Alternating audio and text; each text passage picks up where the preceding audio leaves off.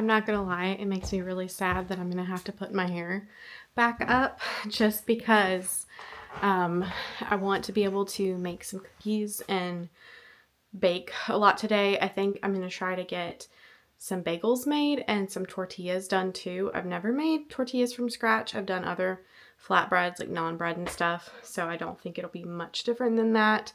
But I have these nice waves, and for the first time in a while, I conditioned my hair good enough that I don't have like knots and stuff in it. So I really want to wear it down, but I'm gonna have to throw it up because I have gotten hair in stuff that I've made before, so we are not playing that game. I'm gonna get everything out that we need, and my dishwasher is out of service right now. I'm waiting on a part to come in and then people to come fix it. So you're gonna see dishes around, and we're gonna take care of all the dishes whenever we're done because I don't want to be cleaning the kitchen 5 different times.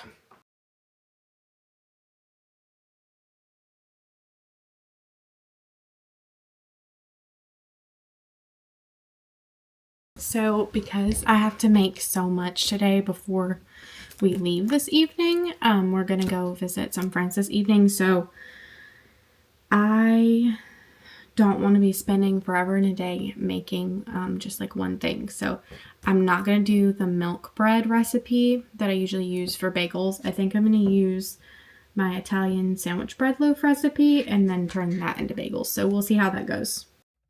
So our first recipe is actually an Italian sandwich bread recipe, and if you haven't tried it, it is so like light and fluffy. But today I wanted to make bagels, but I wanted to pick out a recipe that didn't require as much of a rise time and had less steps to it. So instead of doing all-purpose flour like the recipe calls for, I subbed in bread flour, hoping to get like a chewier bagel, and it worked out great. So I'm adding 2 3/4 cup of flour, 2 teaspoons of yeast, 2 tablespoons of sugar, a cup of water, 1.5 teaspoons salt, and 2 tablespoons of avocado oil. It calls for olive oil, but I don't like having to keep every type of oil on hand, so I mainly just use avocado oil. And then you can just combine it all together, and then you go to knead it for about 8 minutes or until it's smooth. I don't think I kneaded it for quite 8 minutes, and I mostly just kneaded it in the bowl so I wouldn't make too big of a mess. I was trying to do things in a timely manner so that the house wouldn't be a wreck whenever we left for the evening, so I was trying to get all these things made. And you might be wondering like why I even bothered to do it all in one day. Well, the cookies we were taking to our friends, so I really wanted to make sure I did that, but the bagels and the tortillas I wanted to have for the following weeks, like lunches and stuff, so, and breakfast. So we wanted tortillas to make breakfast burritos and stuff, and then the bagels, of course, to eat for breakfast. So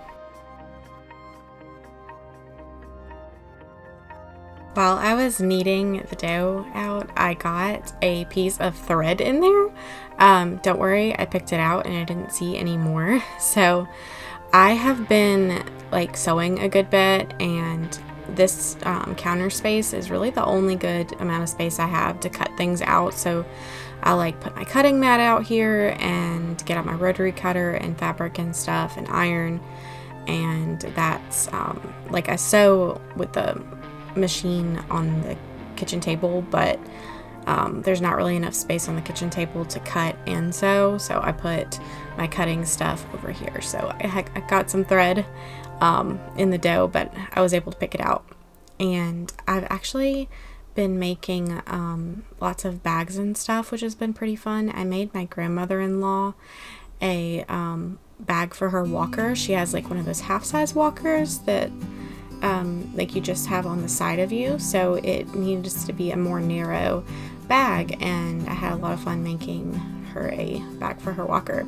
So this is for the tortillas, and while the bagel dough is rising for about an hour, we're going to mix together 2 cups of all-purpose flour, a teaspoon of salt, 2/3 cup of very warm water, and 5 tablespoons of like a light flavored oil. Again, I just used avocado oil. You can use whatever you want.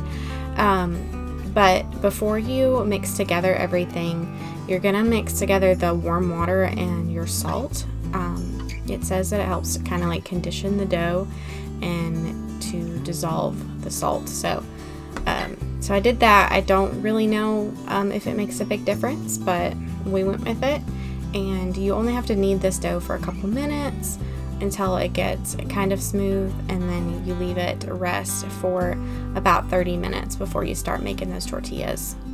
I got a tortilla press from my husband for Christmas, and I absolutely love it. It's cast iron, so it's pretty dang heavy, and so I don't have to like wash it and wipe it down every time. I use parchment paper in between the layers whenever I squeeze it.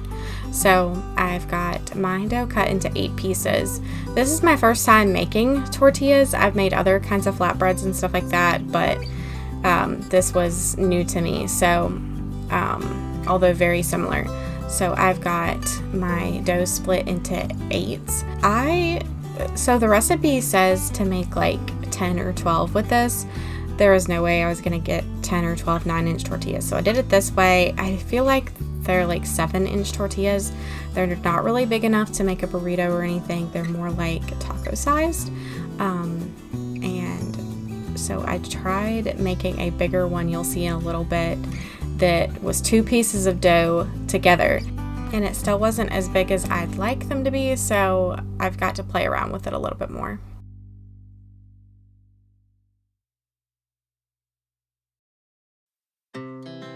Our hearts beat to the city streets. We began to feel the fire. We rise like tall buildings as the chemicals, they take us higher. The night's young and it's just begun as she puts her hand in mine. We wanna chase the night, wanna dance to the light, pull the stars from the sky, just 2 hearts running wild. Never sleep, never stop, as we shout from the top. We're gonna be 2 hearts running wild.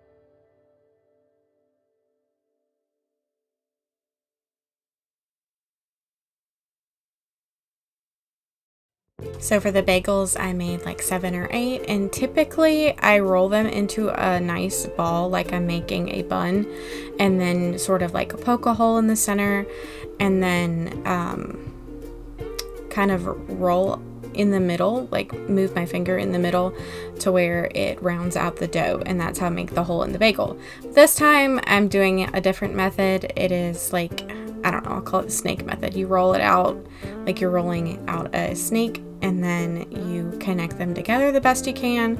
I tried doing it this way because typically the hole is bigger whenever you do it this way, and I've got some boiling water on the stove. Normally I do a bigger pot than this, but I didn't want to wash, like I already had so many pots and pans to wash. I didn't want a huge heavy pot, so I got out a smaller one and just did one at a time. And you add some baking soda. It gets it that nice signature bagel look whenever you're done. And then I boil them on each side for like 30 seconds, and then I take them out. And then you bake them, and bagels are super easy. There's just a little bit more steps involved than regular bread. So here I'm making some cookies, and I've got 2 sticks of butter that I softened. So these are like the Pillsbury cookies that you buy in like a flat package in the refrigerated section that have like the holiday shapes and stuff cut out into them. That's what this recipe resembles. It's that kind of sugar cookie. If I had more time, I would have totally tried to like dye some of the dough pink and form a heart in the middle of the log of dough, but I didn't. But I do want to try experimenting with that, so I just put sprinkles in these. But then you're going to add your sugar and your eggs, and then beat them all together. I think the first time I made this recipe, I used powdered sugar instead of regular granulated sugar, just to kind of lighten up the dough. But I totally forgot to do it this time, and it still worked out great. So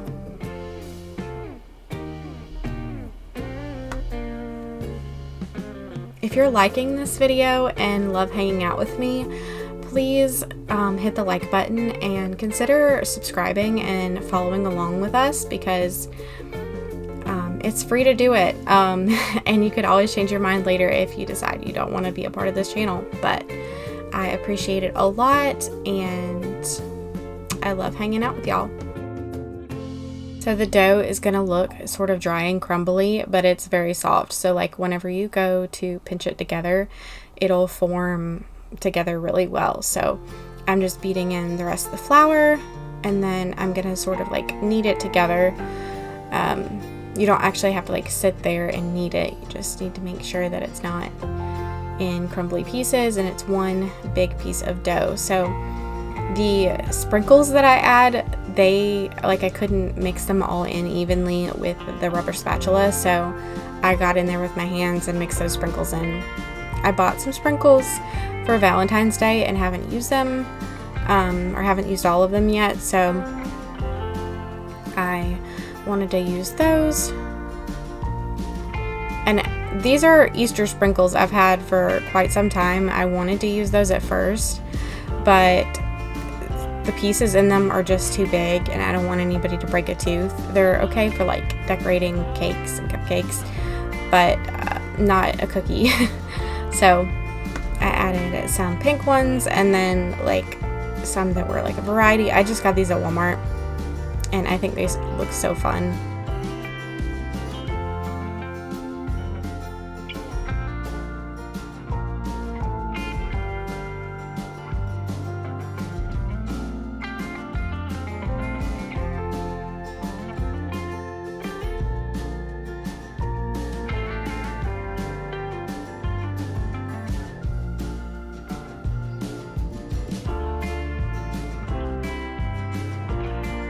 So you're going to kind of form it into a log, and then typically I do like saran wrap and stuff, but I thought maybe I should try to use some parchment paper, because saran wrap always gets like wrinkled and won't hold it, and then always breaks open. So this worked way better. I had it formed into a log in no time, and then I just popped it in the fridge for about an hour, and then they're gonna basically be like slice and bake cookies. Okay, so I've got a cup of butter melted, and then I'm adding some white sugar and some brown sugar. I have this, I think it's called like Zulka brand cane sugar. I think I got it from Walmart, but I had to buy that because I haven't been able to make an Azure Standard pickup in a while. So I gotta do what I gotta do. And it's fine. It is a finer grain or finer grit. That sounds kind of weird, but then the Azure Standard sugar. So it's definitely a better texture for baking.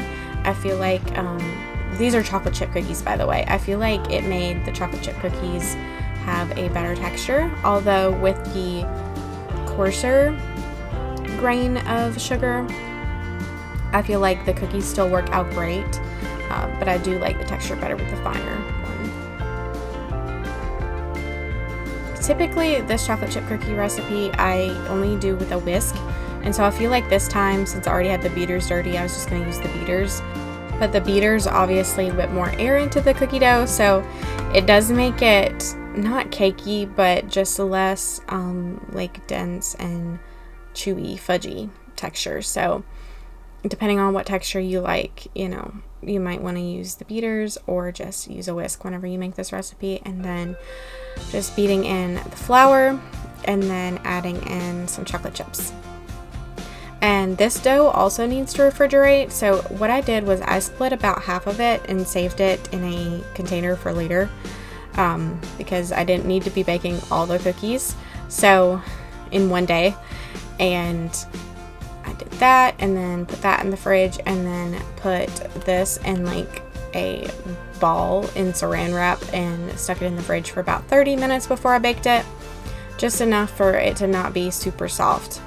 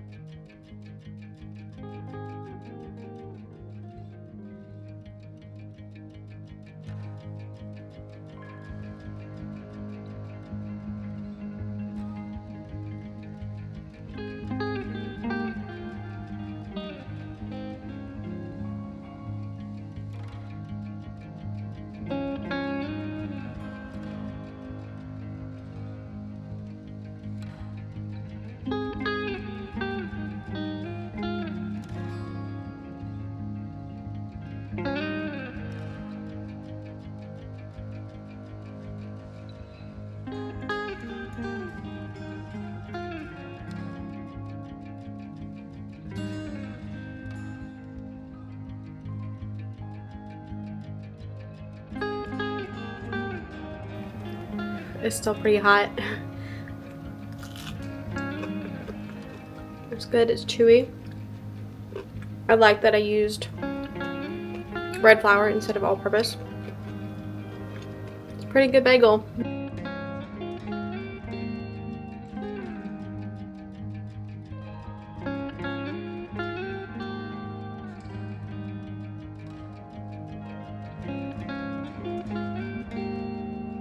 I think slice and bake cookies are one of my favorite types of cookies to make, just because you can make it and then forget about it for a couple days and then bake them. You can bake a few at a time, and of course I'm stacking on the dough because it's so good. I really enjoy cookie dough, and the sprinkles look so cute in them. I hope this video inspires you to get creative in your own kitchen and just do stuff that you enjoy but also serves your family and your household. And I just love hanging out with y'all so much, and I hope y'all get something out of this video. I'll see y'all next time, and I can't wait to hang out again.